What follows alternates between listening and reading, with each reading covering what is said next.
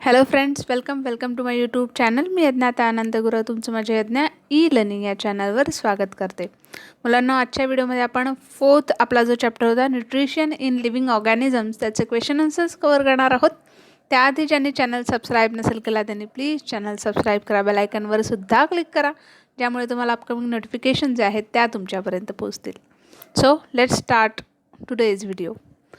First question आहे आपला, classify according to food type, म्हणजेच अन्नाच्या प्रकारानुसार त्या ह्याच्यात आपल्याला वर्गीकरण करायचं आहे.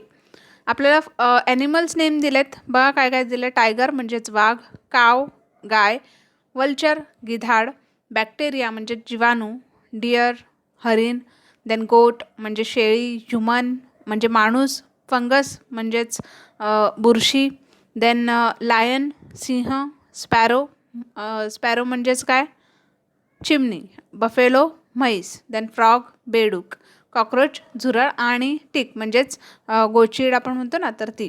ठीक आहे, तर आता याचं आपल्याला फूड टाईपमध्ये वर्गीकरण करायचं आहे. ओके, बघा आन्सर काय आहे आपलं.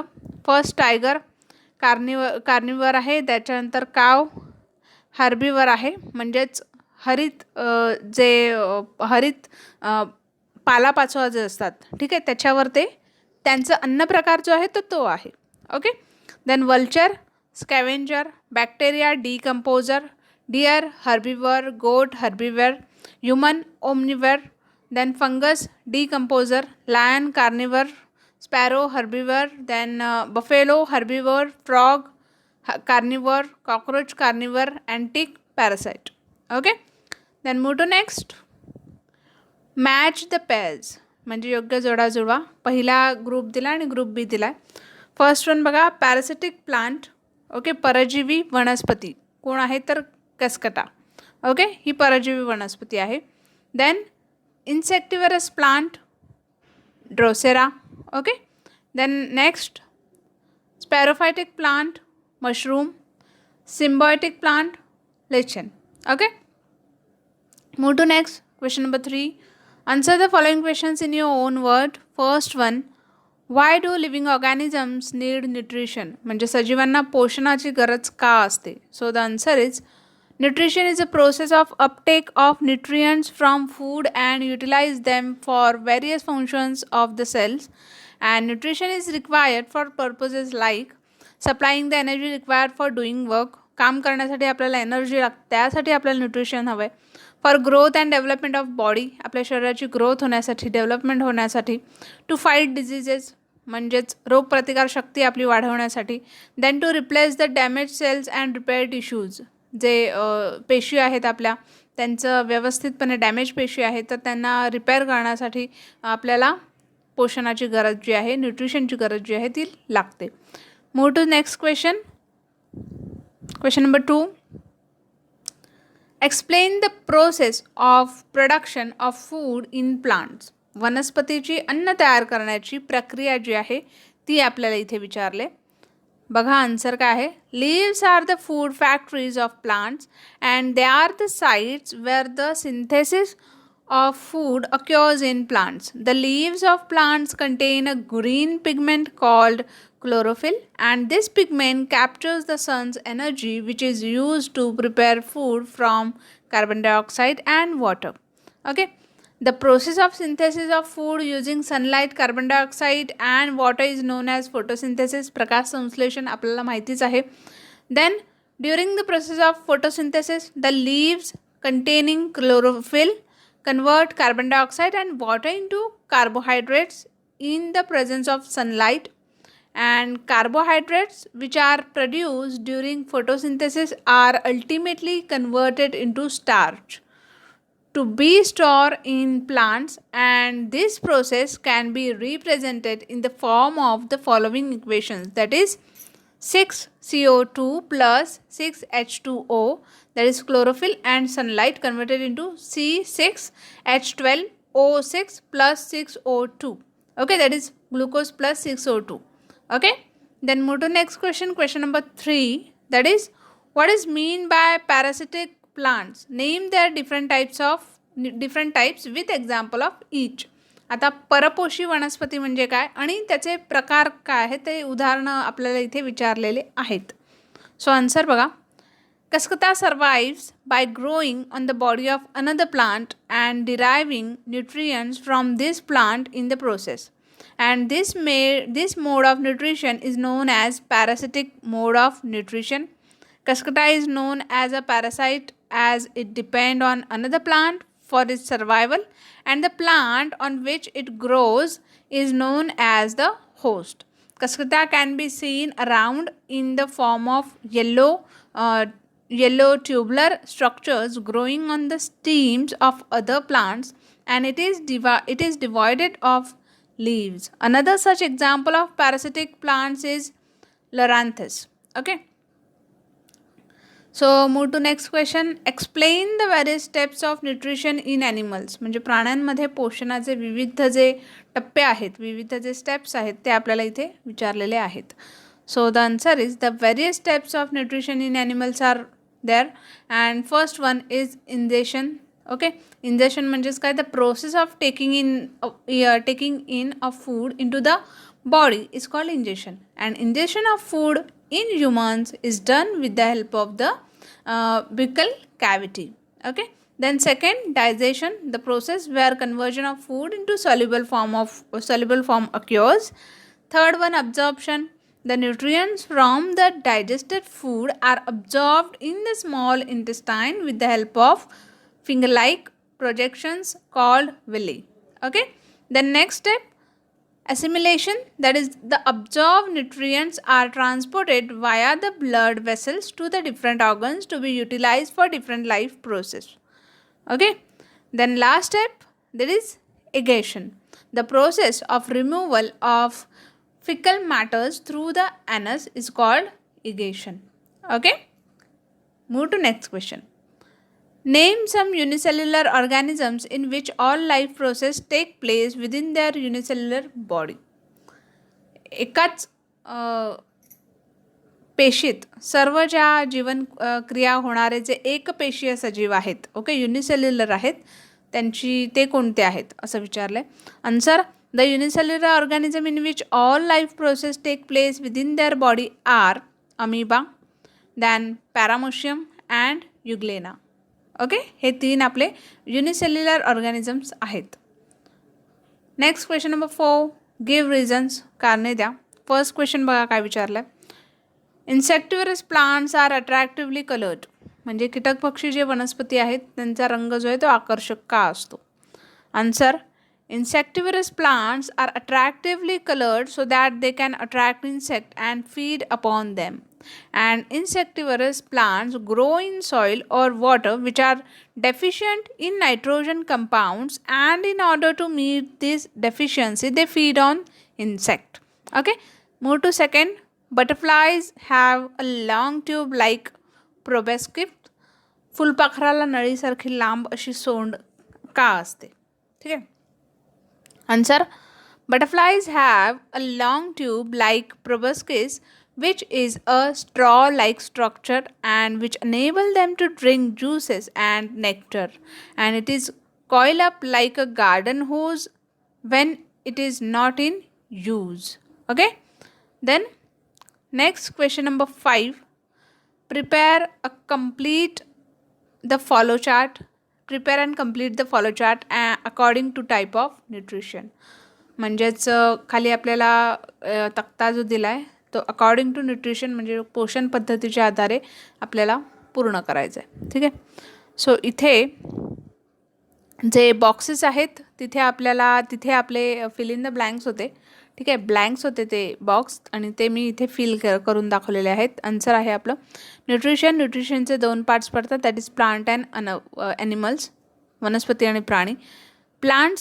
In plants again 3 types, autotrophic, heterotrophic and symbiotic. Okay, हेटरोट्रॉफिकचे अगेन 2, इन्सेक्टिव्हरस आणि सॅप्रोफायटिक. ओके, देन इथे ॲनिमल्सचे 3 पार्ट पडतात, holozoic, then saprozoic and parasitic. Okay, पॅरासिटचे अगेन 2, ॲक्टोपॅरासिट अँड इंडोपॅरासिट. ठीक आहे. Then move to next question. Think and answer. Okay, आता इथे तुम्हाला विचार करायचा आणि खाली प्रश्नांची उत्तरं द्यायची आहेत. First one, we prepare a variety of food stuffs that and dishes at home. Are we then autotrophic organisms? म्हणजे आपण वेगवेगळे जे व्हरायटी ऑफ फूड स्टफ, वेगवेगळे जे अन्नपदार्थ आहेत ते घरात तयार करतो, म्हणजेच आपण स्वयंपोषी आहोत का? आपल्याला विचारलेला आहे हा प्रश्न. आन्सर बघा. By preparing variety of food stuffs and dishes at home we do not become autotrophic. फक्त वेगवेगळे अन्नपदार्थ घरात तयार करतो याचा अर्थ आपण स्वयंपोषी नाही. आपण आपलं अन्न स्वतः तयार करत नाही.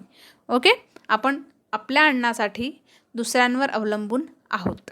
Okay, autotrophic is a term which is use for organism which can produce their own food. Autotrophic म्हणजेच काय, तर जे ऑर्गॅनिझम, जे सजीव स्वतःचं अन्न स्वतः तयार करतात, ठीक आहे, ते autotrophic. And we humans depend on plants for our food and the products which we get from them are used by. We humans depend on plants for our food and the products which we get from them are used by us to make a variety of foodstuffs. Okay, आपण प्लांट्सवर depend आहोत फूडसाठी, ॲनिमल्सवर depend आहोत आणि त्यांच्यापासून जे काही product मिळतं त्याचं त्या प्रोडक्टला यूज करून आपण अन्नपदार्थ जे आहेत ते आपण बनवतो. Also, heterotrophic organisms contain chloroplast, which is an absolute necessity to be classified as an heterotroph, and we do not possess any such structures, so we cannot be considered heterotrophs. ठीक आहे, आपण स्वयंपोषी नाही आहोत, आपण परपोषी आहोत. ठीक आहे, नेक्स्ट क्वेश्चन बघा. Which organisms are greater in number, heterotrophs or heterotrophs and why? स्वयंपोषी की परपोषी या सजीवांपैकी कोणाची संख्या जास्त असते आणि ती का असते? Answer, heterotrophs are the organisms which are greater in number and it is because heterotrophs are depend on autotrophs, okay, to meet their food requirements, and if heterotrophs exceeds the number of heterotrophs, then all the heterotrophs will vanish and so will be heterotrophs. However, this is not the case because heterotrophs are always more than heterotrophs, so that they can help in sustaining the heterotrophs. ठीक है, move to next question. Question number 3. The number of heterotrophs found in desert regions is smaller. However, they are found in greater numbers in the sea. And why this so? वाळवंटी भागात जी परपोषींची संख्या आहे ती कमी आहे, पण समुद्रामध्ये जर आपण पाहिलं तर जास्त संख्येने परपोषी आढळतात. ठीक आहे, तर असं का होतं? Answer, the condition in deserts are extremely difficult for survival of organisms, and not all kinds of organisms can survive in such harsh climatic conditions, which means there are only few types of organisms which would be found in this region.